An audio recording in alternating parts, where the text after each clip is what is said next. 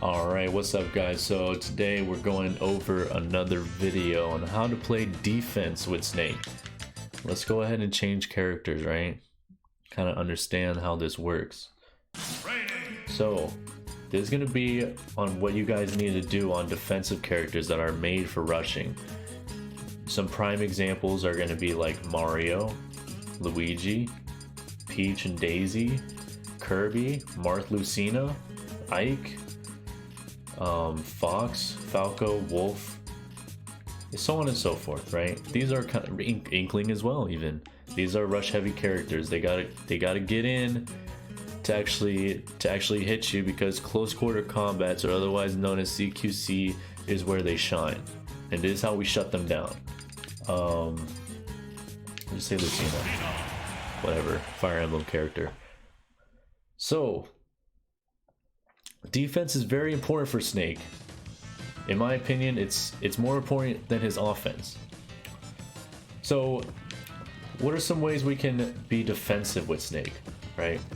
So if it's an aerial heavy character such as Lucina, Kirby, Pikachu, or if you notice your opponent is doing a lot of aerials to get in, I highly recommend a light throw. Stops them from coming in because you have a wall of an explosion in front of you. Then you tag team that with an up smash. Now you got two explosions covering aerial options. You got the grenade, which starts at the top. So when it's in the air, if they hit it with an aerial, it's going to trade with the grenade. It's going to cause it to explode, and then they're going to get hit for it. And even if they come in a little late, the grenade blows up on the ground anyways. Same thing with the up smash. Up smash covers the sky because it shoots up, and then when it hits down, it covers the ground as well. Don't do up smash first. Always do grenade first, up smash next, and it covers very, very well. Again, so because like if you're doing this in front of them and you're just doing it over and over again, it can't really get in. There's so much going on right now. So the only way they could get in, they'd have to jump over and then back air you or come all the way around. By the time you notice that, you can just get away or attack with another tilt or something. See, like that. So on and so forth. You could even back up, do two of them, right? Or do it like this, and then just keep going back, and so on and so forth. Now another thing to mention as well is that some characters again are aerial heavy. If you notice that they're gonna jump in with an aerial, some things I like to do is do a neutral air. So like, let's say I'm just tired of doing this, right? I'm just doing it, nothing's happening. They're aware now. Because normally they're gonna come in and they're gonna get hit, or they're gonna realize, okay, well, I can't beat this. So they're just gonna stand there like Lucina's doing and just wait for it. Wait for you to stop. And then, then you just go in with whatever at that point. But if you notice that your opponent's doing a lot of aerials and you can kind of understand when they're gonna do an aerial or when they're gonna jump, it's going with a neutral air. And I'll often land those as well. So you can do that, and then you'll be able to hit them.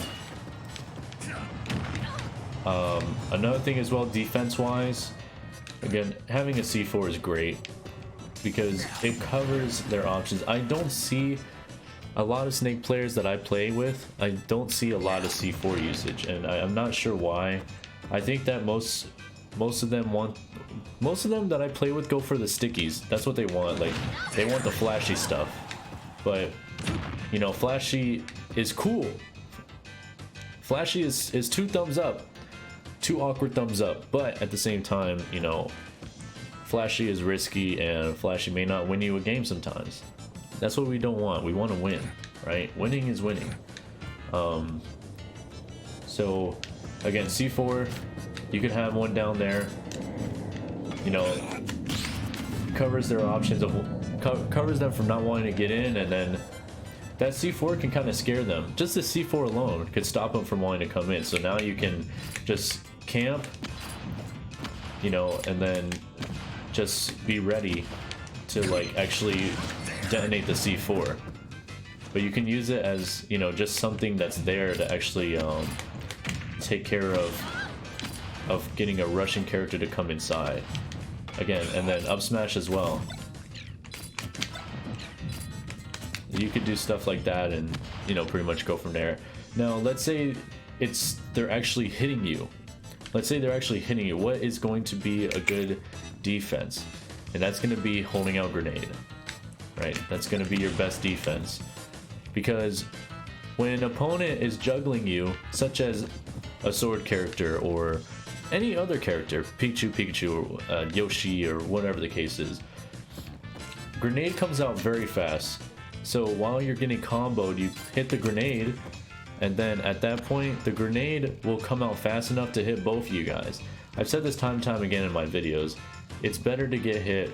It's better both of you guys getting hit with the grenade rather than you're the only one getting hit and your opponent's not taking any damage because they're too busy comboing you. And it resets the moment, like it stops your opponent's momentum of gaining the upper hand as well. So if you're getting comboed, you pull out the grenade, they hit the grenade, both you guys blow up, it resets everything. So you just kind of go away from there, air dodge out or something, and or just fall over here and then just kind of go from there. So you have to, when I get comboed, I normally like to press the grenade button to see if I can get out of it. Normally that's what I do. Or try to air dodge out. That's normally one of the two best things Snake has, especially the grenade. And then defense for aerial, if you're coming down, is going to be B reversing, right? B reversing is going to be your best thing because it changes your momentum and stops the opponent from thinking where you're going to land. So let's say there was no such thing as B reversing or wave bouncing or whatever the heck you guys want to call it these days. Everyone's got their own term. Let's say I just go straight up and there's no such thing as B reversing. And I'm just falling down. See, normally I would fall right here, right? Can't do anything about it. Your opponent will be ready to punish me for landing there. But let's say B reverse does exist, which it does, and now I'm over here. Notice the big difference of landing here and landing here. There's a big difference. Defense is a huge thing, right? Again, B reverse. Practice your B reverses. I highly recommend practicing your B reverses because you're gonna need to. It's a good defense and it's a good fake out as well. That way your opponent doesn't know where you're gonna land. Even these B reverses, I don't really know what these are called. They're like a reverse or something, I don't know. A back reverse? So basically when you're doing this one, okay, let's explain B reverse again for the people that may be new. B reverse is when you're pushing, right when you push the grenade button, or more likely the B button on your controller, you immediately press the stick to the opposite direction your character is facing. So in this case, Snake is facing right, so I'm gonna flick the left stick left. As soon as I pull out the grenade, as soon as I push the B button, I'm hitting left on the control stick, and it causes a B reverse. If I'm facing left, I'm gonna do it on the right side. Best thing I recommend practicing it is out of up B, because you can hurry up and practice both ways. You can practice both ways of doing it right there. So that's what I highly recommend. And then doing it the other way, like this way, is also needed as well in my opinion, because you're not always going to be facing the way that you want, and you'll have to be reversed the other way. So learning it that way is really key. Now the way to do it this way is when you're jumping back, right? When you're jumping back, you push the B button again, the grenade button, and then you put the control stick the way your back is facing. So if I'm jumping back, jumping back like this, then I'm gonna push the grenade button and flick my control stick to the left, like that, and then vice versa on the other side. Again, it's easier to do it out of up B in my opinion, because it helps you practice both ways. So that's what I highly recommend doing. So that's going to be your defense for recovery. Now another good defense is going to be like what to do when your opponent comes back from their stock, right? Like what do you do here? So everybody knows that when you start a fresh stock, you have invincibility frames for a short period of time. So how do we stop that? Now I'm going to show you the ally way. This is ally's main way. This is what I see a lot of people doing so far, and this is probably maybe one of the most effective. But you know, there's other options, just running away, rolling away, you know, jumping away, up being away, whatever.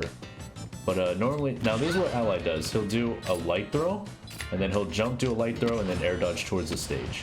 Towards the ledge specifically, not the stage, the ledge specifically. So you got two walls of grenades, right? And then so you got one wall of grenades, you jump, do the other one, and then air dodge back onto the ledge. So that's primarily what ally would do. And again, I've seen some other pro players do it, so that's really the best thing, because you got two grenades blown up here, and then you got the invincibility of the air dodge to actually cover you, and then when you grab the ledge, you have the invincibility as well. Okay. One thing I've been doing is this. I'll go under the stage. Now, it's a little useful, not 100%, but it's something I've been doing recently.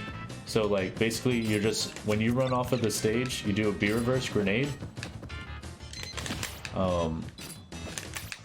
You do a B reverse grenade, and then you jump, and then just do an up B, and then that's it.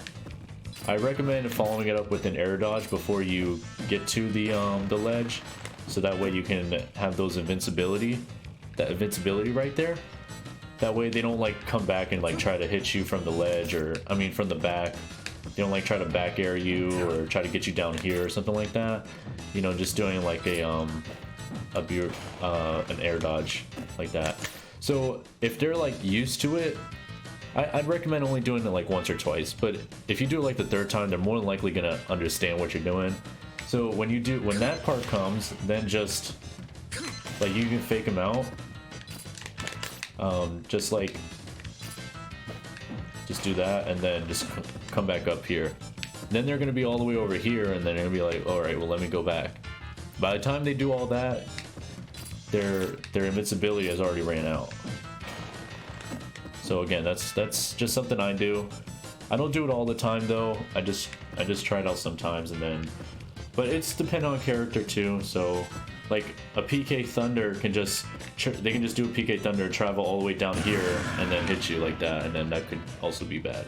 So and be mindful of that. It's really all dependent. Like if it's Donkey Kong, you know, I'm just gonna do it no problem, or like maybe like a Ganondorf or something, you know, something like that. Anyways, I really hope this helps you guys out with your defense. We were getting quite an amount of comments asking about rushdown characters and stuff like that, so I hope this helps. If you like the content, please subscribe, follow me on Twitch. I really appreciate you guys for watching the video. You guys have a great rest of your night. Bye now.